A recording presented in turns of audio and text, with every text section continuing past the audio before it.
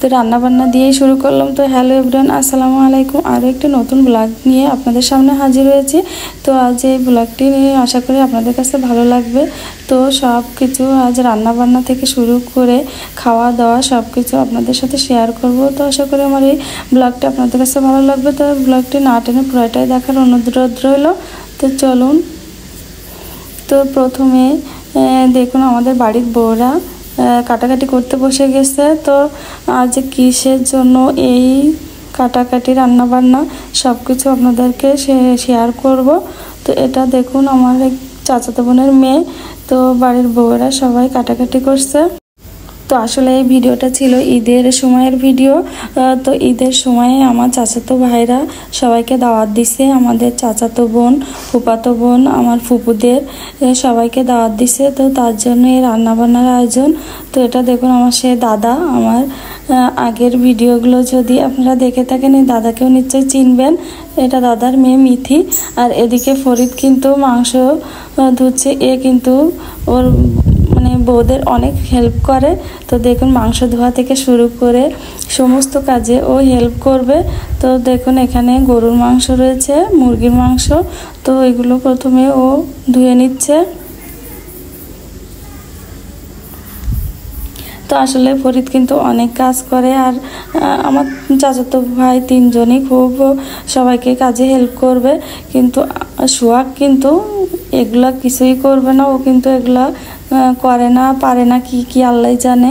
তো দেখুন সব কিছু। আর এখানে মুরগির যে পা গিলা ছিল সেগুলো ওরা আলাদা করছে। তো চাচাতো ভাইরা সবাই কিন্তু হাতে হাতে সব গুছিয়ে দিচ্ছে। কারণ যেহেতু প্রায় 40-50 জন লোকের আয়োজন। তো সবাই একটু হাতে হাতে সাহায্য না করলে আসলে পারা সম্ভব নয়। তাই সবাই একটু গুছিয়ে দিচ্ছিল।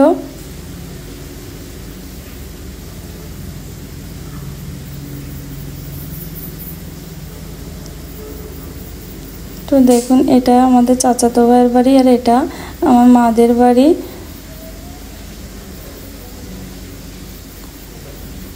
তো উঠানে একটা ফুল গাছও আছে, শিউলি ফুল গাছ। আর এটাও আমাদের আরেক চাচাদের বাড়ি।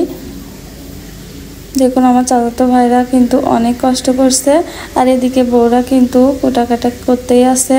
এরা পেঁয়াজ রসুন মশলাপাতি সব কিছু রেডি করছে। তো আজ কিন্তু আমি রান্না করব না, আমাকে ধরছিল রান্নার জন্য, কিন্তু আমি ফাঁকি দিয়েছি। তো আমি বললাম শুধু আমি মশলাটাই করে দিই। তো তার জন্য আমি একটু মশলাটা ভেজে দিচ্ছিলাম। কিন্তু আমি বললাম যে আমি একটু শরীর খারাপ, আমি রান্না করতে পারবো না। তোমরা রান্না করো, আজ তোমরা বউয়েরা রান্না করবা, আমরা খাবো। যে আমরা ননদরা সব দিন রান্না করবো কেন, তোমরা আজ রান্না করবা। কিন্তু তাও আর হলো না, বউয়েরা রান্না করিনি। সব বউ মিলে আমার মাকে ধরে মাকে দিয়ে রান্না করিয়েছে। তো দেখুন এদিকে টুকি কিন্তু ঘুম থেকে উঠে এসেছে, এখনও ডাইপারটাও চেঞ্জ করিনি। তো দেখুন রান্নাঘরের অবস্থা, যেহেতু অনেক মেহমান আসছে। তো সব কিছু এলোমেলো। আর এদিকে কিন্তু আমার আম্মা রান্নাটা চড়িয়ে দিয়েছে। তো প্রথমে কিন্তু রান্না করবে যে আমাদের সেই বিখ্যাত দো পেঁয়াজা, যেটা না হলেই সব কিছু যেন অপূর্ণ থেকে যায়। সবাই কিন্তু মাংসের থেকে এই দো পেঁয়াজাটা খেতে বেশি পছন্দ করে। আর দো পেঁয়াজাটা না হলে যেন কোনো অনুষ্ঠানই সম্পন্ন হয় না, এমনই ব্যাপার। সবাই খুব এই দো পেঁয়াজাটা পছন্দ করে। তো আমার আম্মা কিন্তু খুব ভালো রান্না করে। তো দেখুন এটাও কিন্তু সেই আমার আগের ভিডিওগুলোতে দেখছেন যে আমাদের মাদের ছাদের উপরে একটা ঘর আছে, সেখানে একটা চুলা আছে। এই চুলাতে কিন্তু ছোটোখাটো প্রায় 150-150 জন লোকের রান্নাবান্না কিন্তু এই চুলাতেই করা যায়। তো দেখুন এখানে দো পেঁয়াজাটা উঠিয়ে দিয়েছে। তো এখন এই দো পেঁয়াজাটা কষিয়ে রান্না করবে। আর এই চুলাটা কিন্তু ম্যাজিকের মতো কাজ হয়, অনেক জলে এই চুলাটা রান্না করতেও কিন্তু খুব বেশি সময় লাগে না। তো দো পেঁয়াজাটা এখন সুন্দর করে কষিয়ে নিবে। আর কষাতে কষাতে কিন্তু সেদ্ধ হয়ে যাবে। দেখুন কালারটাই দেখুন, একদম সেই জোস হয়েছে। আসলে দো পেঁয়াজাটা অনেক টেস্টি হয়েছিল। আর আমার আম্মার রান্না খেয়ে কিন্তু সবাই খুব প্রশংসা করেছিল। তো দেখুন কালারটা শুধু দেখুন, কেমন টকটকা কালার। তো এদিকে সব কিছু কিন্তু বউয়েরা গুছিয়ে দিয়েছে, সব কিন্তু রেডি হাতের কাছে। তো আম্মা শুধু বসে বসে রান্না করছে। আর এদিকে কিন্তু দেখুন সব মশলা এখানে মাছ, রুই মাছের মাথা এবং মাছ দিয়ে মুড়ি ঘন্ট হবে, গরুর মাংস, মুরগির মাংস, দো পেঁয়াজা। এই দেখুন মাংসটাও কিন্তু চুলাতে বসিয়ে দিয়েছে। তো মাংসটার কালার কিন্তু এখনো এসে পারেনি, কারণ এখনো কিন্তু মশলাপাতি সব কিছু দেওয়া হয়নি।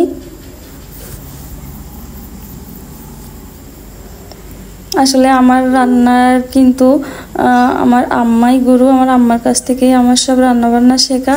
আমার আম্মা খুব ভালো রান্না করে। তো আমার আম্মাকে সাহায্য করছিল আমাদের বড় ভাবি। তো বড় ভাবি নাড়াচাড়া করে দিয়েছিল।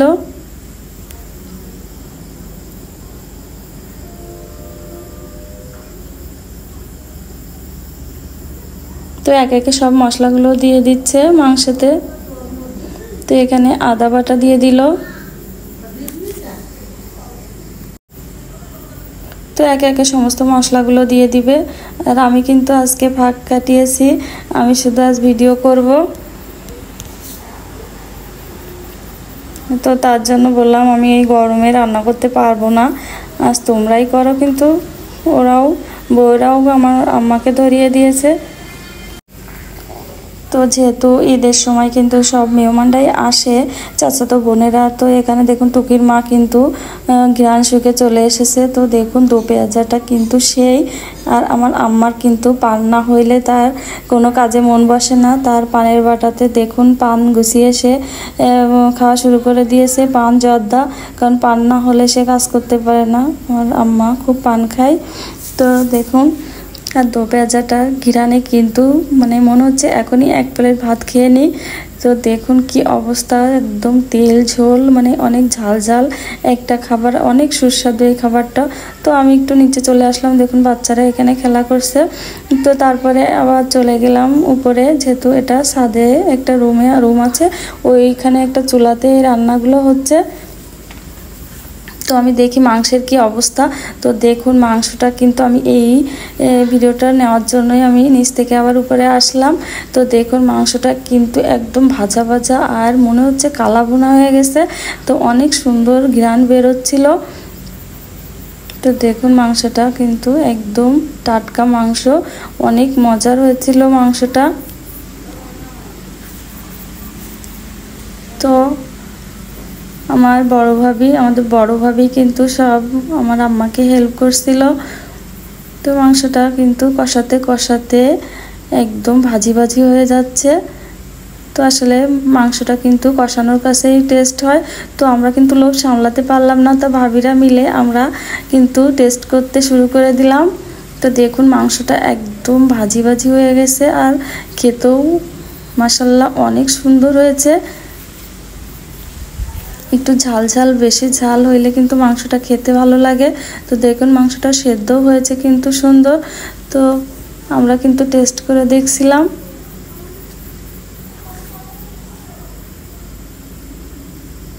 তো তারপরে আসলে উপরে অনেক গরম ছিল, তারপরে আমি আবার নিচে চলে যাব, যেহেতু অনেক গরম। আমি তারপরে নিচে যাচ্ছি এখন।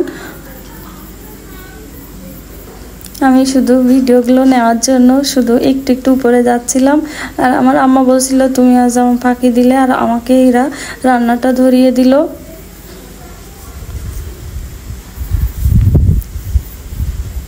তো আবার যে দেখি গরুর মাংসটা হয়ে নিয়ে চলে গেছে।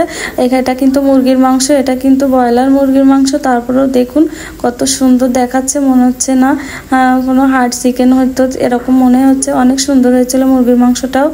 তারপর এদিকে দেখুন আমার চাচাতো ভাইরা কত কষ্ট করে, তো মানে বউদেরকে অনেক কাজে হেল্প করছিল। এখানে মুগ ডাউলের মুড়ি ঘন্টটা হয়ে গেছে, তো ওরা এটা নিয়ে উপর থেকে নিচে নামিয়ে আনলো। আর এদিকে সজীব আর সোহাগ খাবে, এজন্য যাকে একটু কেটে রাখলো।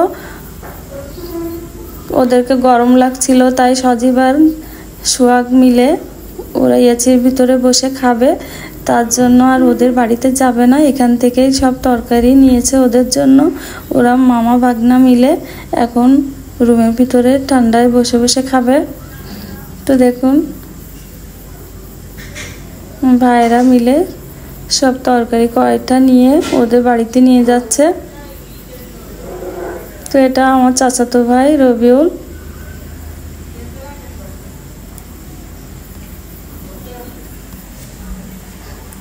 তো চলুন দেখি সজীব আর সোহাগ খাওয়া দাওয়া করছে। দেখুন এরা খেতে বসেছে, বিছানার উপরে খেতে বসেছে, কারণ বাইরে প্রচণ্ড গরম। তো এদিকেও কিন্তু খাওয়া দাওয়া শুরু হয়ে গেছে। এটা আমার চাচাতো বোনের মেয়ে। তো খাওয়া দাওয়া শুরু হয়ে গেছে। আসলে আমিও একটু লেটে আসছিলাম, আমার এখনও খাওয়া দাওয়া হয়নি, আমি সবার ভিডিও নিচ্ছিলাম। তো এখানে আমার চাচাতো বোন, তারপর ফুফাতো বোন ছিল, তারপর চাচাতো বোনের মেয়েরা, তারপরে চাচাতো ভাইয়ের মেয়েরা ছিল, সবাই মিলে একসঙ্গে খাওয়া দাওয়া করছে। এটা আমার ফুফাতো বোন।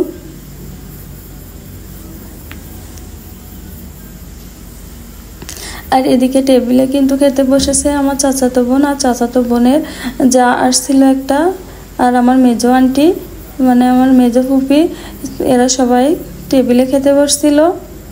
আসলে টেবিলে তো সবাইকে ধরবে না, এজন্য সবাই নিচেও বসছিল।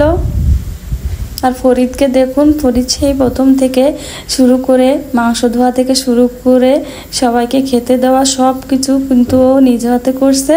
ও তো অনেক সাহায্য করে। তো দেখুন ওকে কিন্তু ভালো মানিয়েছে। তো এ রুমে খাচ্ছে ফারুক ভাই আর আরজু, মানে ফারুক ভাইয়ের ছেলে। তো ফরিদ ফারুক ভাইকেও কিছু মাংস দিল।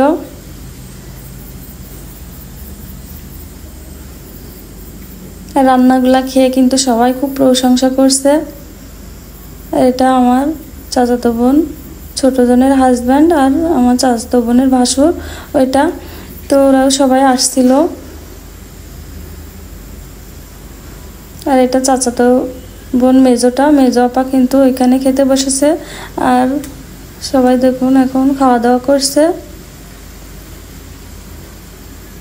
আর এটা কিন্তু ফরিদের বাড়ি,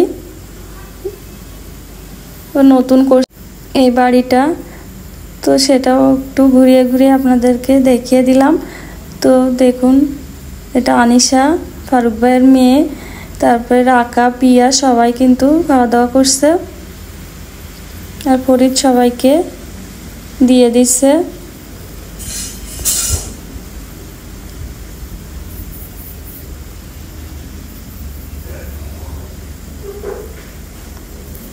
সবাই খুব মজা করে খাচ্ছে, কারণ রান্নাটা অনেক সুস্বাদু হয়েছে।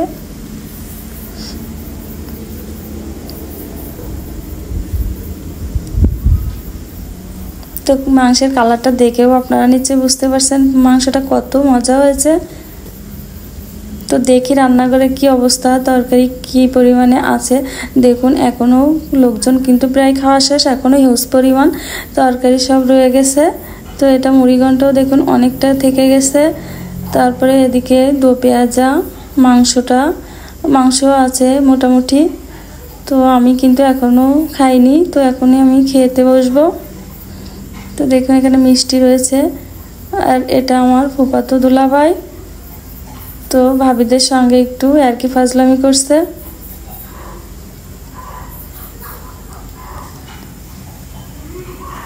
আর ও ফরিদ কিন্তু ওর কাজে একটুও ফাঁকি দিচ্ছে না, ও কিন্তু সব দিকে ওর খেয়াল আছে। জাকিয়া একটু নন্দাইয়ের সঙ্গে একটু আর কি ফাজলামি করছে।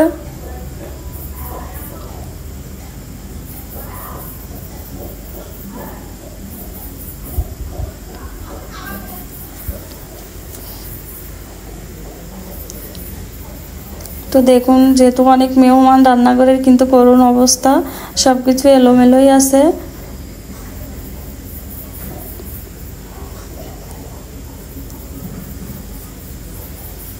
তো এদিকে আমার মেজদুল্লা ভাই বসে আছে, খাওয়া দাওয়া করে একটু রেস্ট নিচ্ছে। তো মেজদুল্লা ভাই আর্মিতে চাকরি করতো, এখন রিটায়ার্ডে আছে। তো দেখুন সব বাচ্চারাও খেয়ে দিয়ে একটু রেস্ট নিচ্ছে। আর এটা আমার ফুফাতো ভাই হাফিজুর, তো ও একটু খাওয়া দাওয়া করে একটু রেস্ট নিচ্ছে। তো সবাই গরমে খাওয়া দাওয়া করে কিন্তু ক্লান্ত, তাই সবাই যার যার মতো সবাই একটু রেস্ট নিচ্ছে।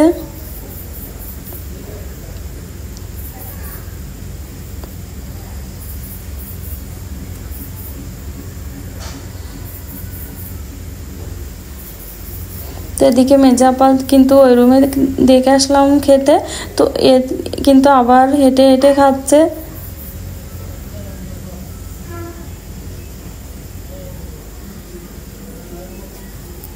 আসলে ঈদের সময় সবাই একসঙ্গে হইলে কিন্তু ভালোও লাগে, সবার সঙ্গে দেখা হয়, ভাই বোন সবাই একসঙ্গে। আর আমার দাদা কিন্তু খেতে বসেছে, সেটা আমার বড় আপার মেয়ে কেয়া। আর মেজো আপা দেখুন এখন কিন্তু আগে ওই রুমে খেতে দেখলাম হেঁটে খাচ্ছিল, এখন সিঁড়ির উপরে বসে, এখনও কিন্তু এর খাওয়া শেষ হয়নি, কত খাওয়া খাচ্ছে। আর দাদা কিন্তু খেতে বসেছে, তো দাদাকে একটু স্পেশাল ভিডিও করতে হবে। তো এই রুমটাতেও আমার চাচাতো বোন বসে আছে। তো ফরিদদের এই নতুন বাড়িটাতে দুইটা বেডরুম, একটা ড্রয়িং, ডাইনিং, রান্নাঘর, মানে মোটামুটি সুন্দর একটা বাড়ি করছে ফরিদ। তো দাদাকে মাংসটা দিল, তো দাদা এখন সুন্দর করে খাবে।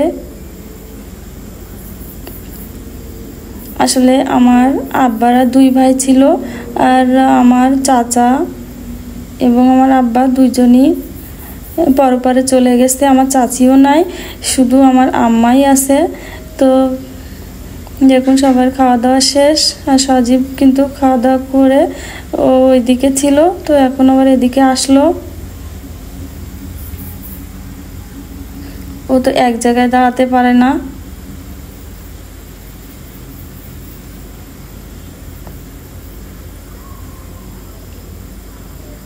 আর টুকি বাবা, তো টুকি বাবার মা এখন ঠান্ডা বের করবে, সবাইকে খেতে দিবে।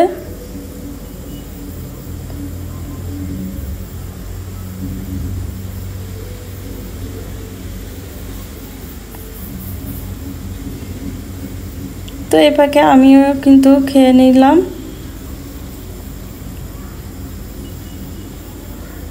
তো রান্নাগুলো কিন্তু অসাধারণ হয়েছিল।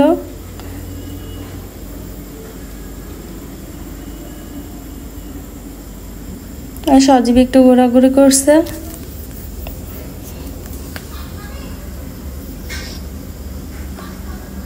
আর আমার দাদা কিন্তু খেতে আসে এখনো।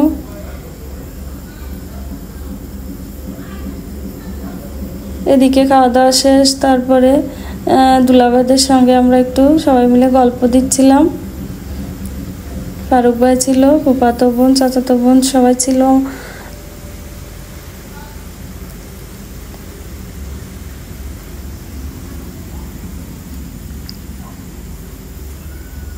তো মাঝে মাঝে আপনজনরা সবাই মিলে এরকম একটা অনুষ্ঠানের আয়োজন করলে কিন্তু ভালোই হয়, সবার সঙ্গে দেখা হয়, মজা হয়, খাওয়া দাওয়া হয়, সব কিছু একদম। দেখুন সবাই মিলে গল্প করছে।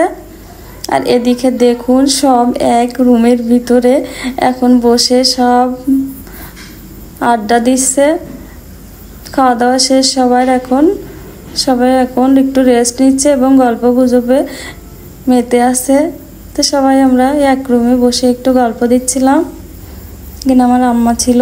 আর ফরিদ কিন্তু দেখুন সেই প্রথম থেকে শেষ পর্যন্ত একটু ফলো করুন, সেই প্রথম থেকে মাংস ধোয়া থেকে শুরু করে লোকজনের খাওয়া দাওয়া, লাস্টে এখন টেবিলটাও সে পরিষ্কার করছে। খুব দায়িত্ববান স্বামী সে। তো বন্ধুরা, আমার এই ব্লগটি যদি আপনাদের কাছে ভালো লাগে তাহলে লাইক কমেন্ট শেয়ার করবেন, আর ইউটিউব থেকে দেখলে সাবস্ক্রাইব করতে কিন্তু ভুলবেন না।